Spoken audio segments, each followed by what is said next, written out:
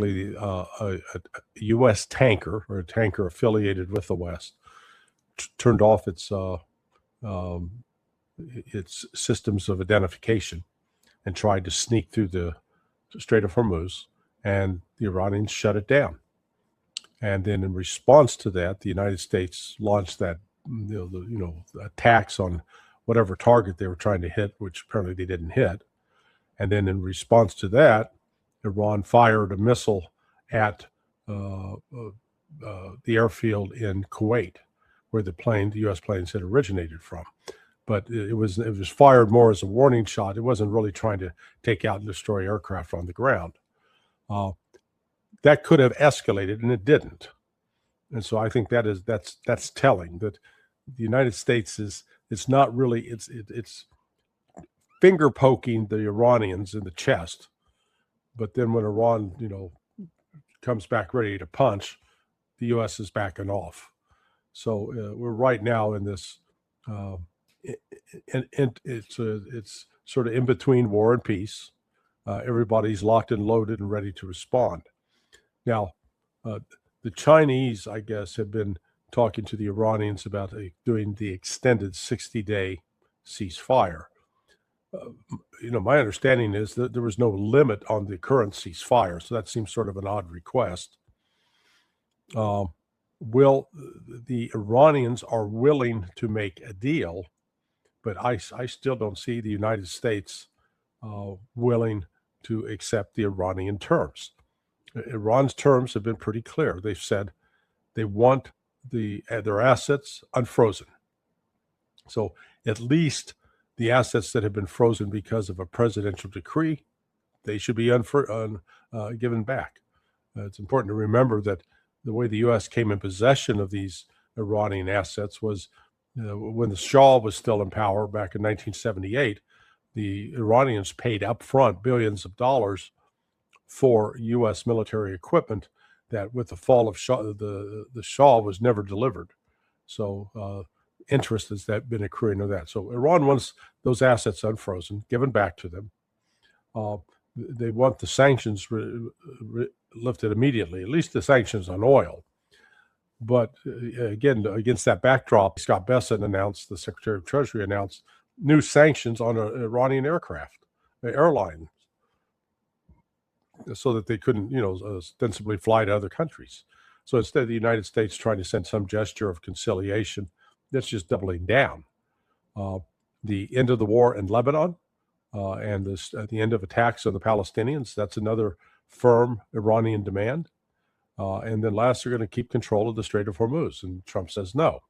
So, this MOU, I don't see how they get to it, because either the Iranians are going to have to back down, which I don't see them doing. They're in a strong position. So that means the United States is going to have to make the concessions, and I don't see Trump doing that, at least not yet. So that's why I said I know Fox News is out reporting, 60 days. They're getting ready to sign it. Just awaits Trump's final approval. And I think Trump being Trump, he'll come back and say, no, I can't have this. They've got to do X, Y, and Z. So he'll blow the negotiations up one more time. Whether you believe that this war could now be transforming into what we've actually seen transpire over the last week, which is they've been called pinprick strikes of a sort of kind where, exactly as you said, the U.S. strikes, Iran retaliates, but it doesn't go further than that because the U.S. backs off and does not escalate. Is this the future of the war for maybe perhaps the duration of Donald Trump's presidency? Because as you said, it's hard. These are sticking points. Iran is not backing down. These are sticking points that the Trump administration, Donald Trump himself, do not seem prepared for or capable of accepting. No, I think what will cause it to come unhinged will be Israel's expansion of attacks in Lebanon. Or, the ceasefire has been in place now since April 15th, but for all practical purposes, the ceasefire is now broken. It's a ceasefire in name only. So we'll see what transpires now with Iran's giving the United States sort of the benefit of the doubt up to this point. but I frankly, I don't see how this doesn't go hot again. Yeah, well, what are the consequences of this then? Because we are, of course, witnessing, I believe, in a lot of respects, the Trump administration, the United States trying to manipulate the markets and manage and navigate what is increasingly becoming an untenable global economic situation.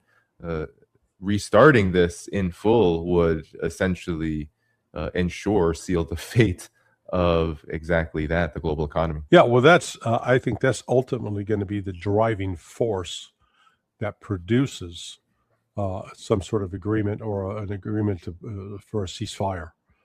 That the economic turmoil, the combination of recession and inflation, so stagflation, is exactly what we're faced with. And as a result of that, the political pressure is going to mount, not just on Trump, but all across the board politically. That people they'll be losing work and they're going to be paying higher prices, and that's a deadly combination. But right now the what's taking place in the realm of computer chips hasn't caught a lot of public attention, but the cutoff of helium, 3 months with 44% of the world helium supply gone off the market. Those the chip manufacturers in Taiwan in particular, they need the helium and they don't have it. China, by contrast, does. And Chinese chip production has accelerated while the chip production out of Taiwan has fallen, and the prices for that is rising dramatically, which is going to increase the price on iPhones and computers of different types. So, the consumer impact with this higher prices has yet to really hit, and when it does, it's going to be significant, and it's going to lead to loss of jobs. So this, I said, the economic chaos that's going to spring out of this from having the Persian Gulf shut is something that Trump and his advisors haven't really felt, but it's going to become an issue within a month. Then why these pinprick strikes? Because it does feel like dancing on a very fine line, one in which balance could easily be lost. Why then do this just to get Iran to look like that it's violating the ceasefire? But overall, I mean, I guess CENTCOM can spin the narrative. They tried to with the recent strike, saying that Iran was the one who initially fired drones at the United States' naval vessels first, and that's what led to the strikes on Bandar Abbas. But I think the record is pretty clear in this war and others prior that the United States is generally the one to start wars. Well, and we're seeing a disinformation campaign across the board. I guess in the Financial Times, yesterday or day before yesterday, they had an article claiming that there's a big split between the political leaders of Iran and the IRGC. And, the person said this to me. I had to remind him. I said, look, remember that President Pezeshkian, he fought and he was a medic for the IRGC. He treated IRGC soldiers during the Iraq-Iran war in the 1980s.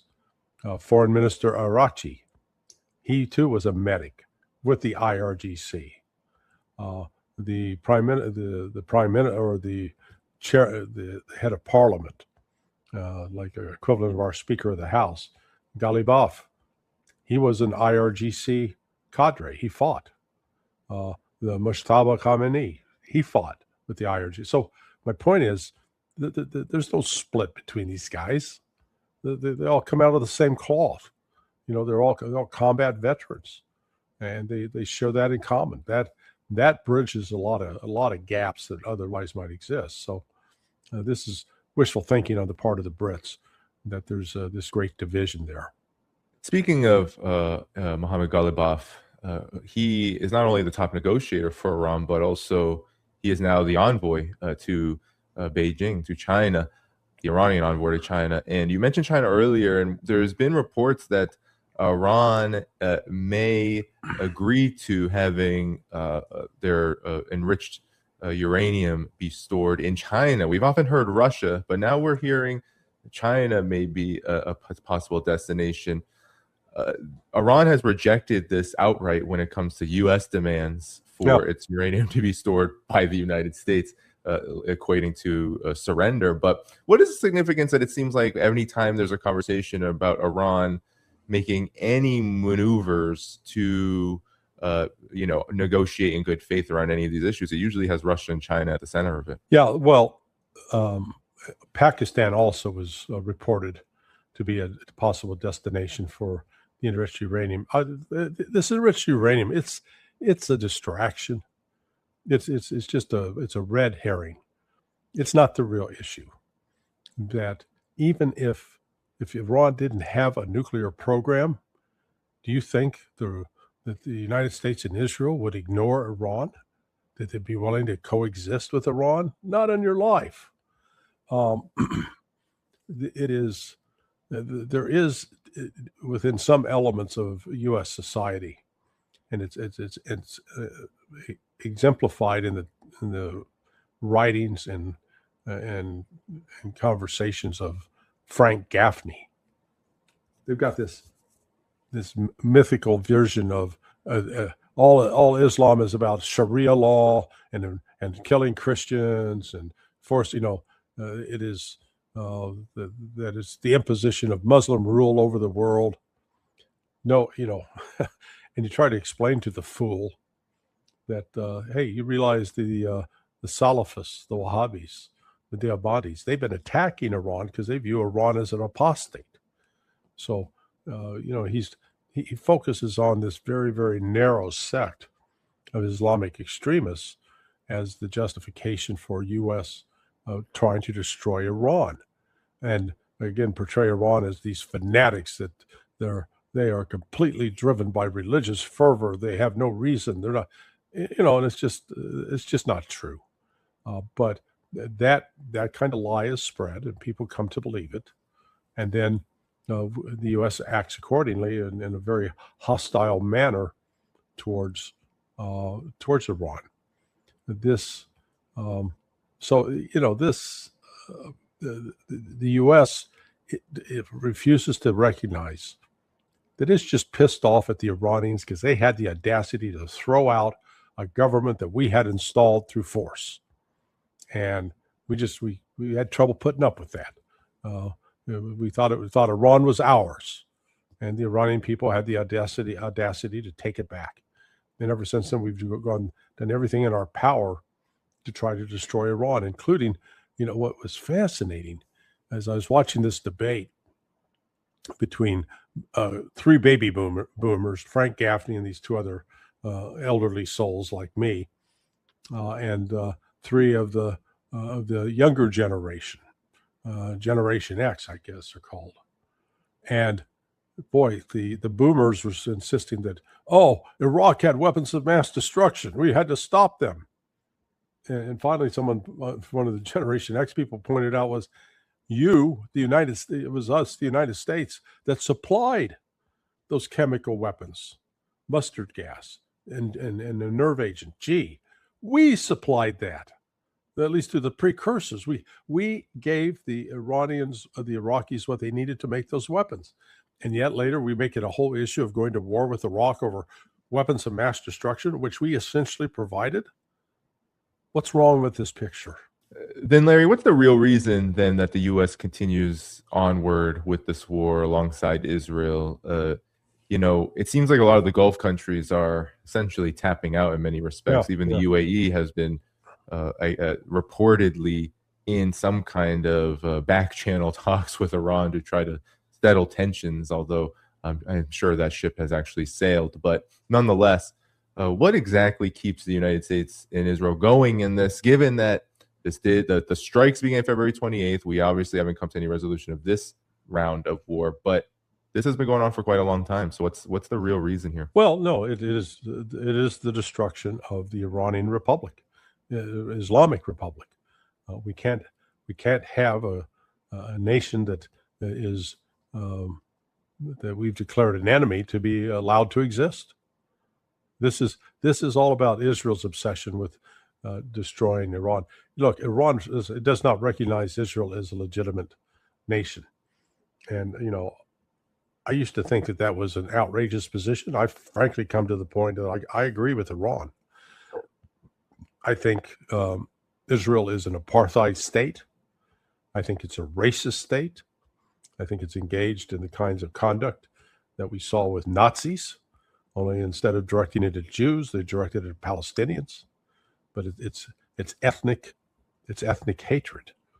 There are very, very, very few in history countries that basically pass racial purity laws, and they've been few and far between. We saw it with the Nazis with the Nuremberg laws, but we've seen really an extension of that now in Israel. That the whole concept of aliyah, being able to prove that you're Jewish so that you've got a right to come back, except it's not strictly tied to an ethnic, a biological characteristic.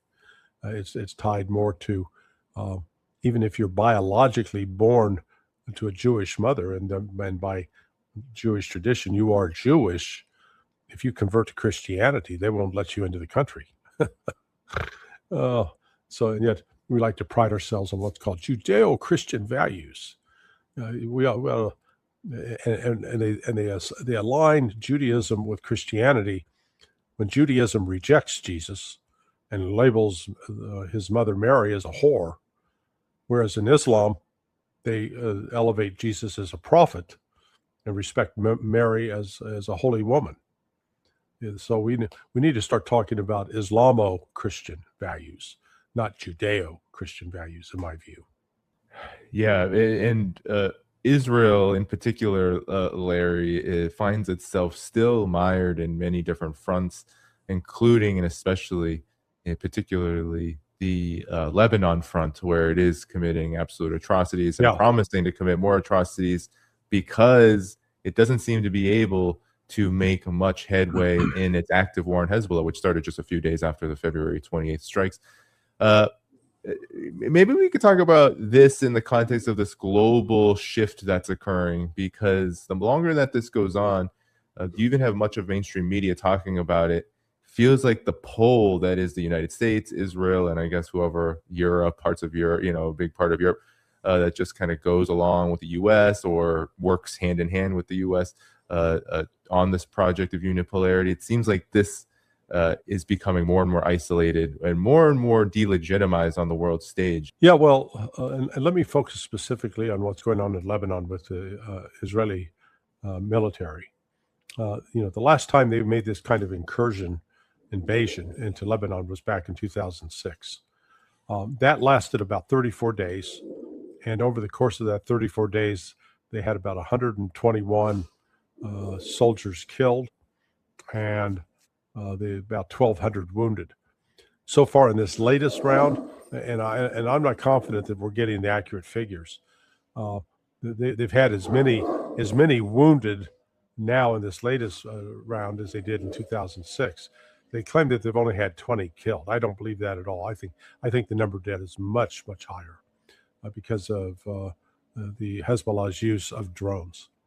So the situation we're facing is the limitations of Israel's power on the ground, while they still maintain a decided advantage with air power. But in that, they're just routinely killing civilians, and nobody's putting a stop to it. Donald Trump can put a stop to it, but he won't. And so I think this aspect of the war, this is what's going to have to come to a conclusion before the conflict between the United States and Iran is settled. Yeah, and that feels incredibly far away. But you're right. Iran has made very clear that there can be no, and I believe this has come directly from Iran, there can really be no more fighting in the region if this war is to end. And I find that to be fascinating because how many times have we heard from, the think tanks, the neocons, the Trump administration warmongers all across the board, across the elite spectrum. We're being told that Iran's only in it for themselves. They're using proxies. They only care about proxies. Well, if they're proxies, why wouldn't they protect themselves first and foremost? They're attaching the entirety of a cessation of hostilities to the rest of the resistance. Well, yeah, and they reject Israel. They say they do not recognize Israel as a legitimate nation in the same way that many in the world didn't recognize South Africa as a legitimate nation when it was an apartheid state. And so that's what we're faced with here is Iran's one of the few in the world to insist that the rights of the Palestinians must be protected. They must be upheld. And if not, then the war will continue. Israel's continuing acts of murder against civilians, it's intolerable, and yet so far the world goes along with it.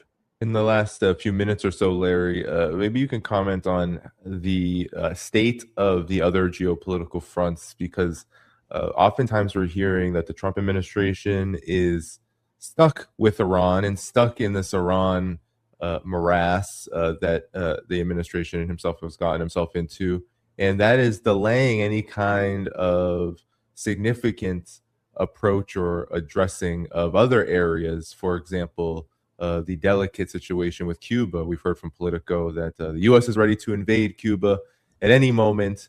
And then we hear other reports that, Iran has to be settled first, and they'll try sanctions, harsher sanctions. So there's Cuba. Then, of course, there's Ukraine front, which it seems to only be getting more and more disastrous for the U.S. NATO sphere as this continues to go on, because now Russia is incredibly angry over the events of the last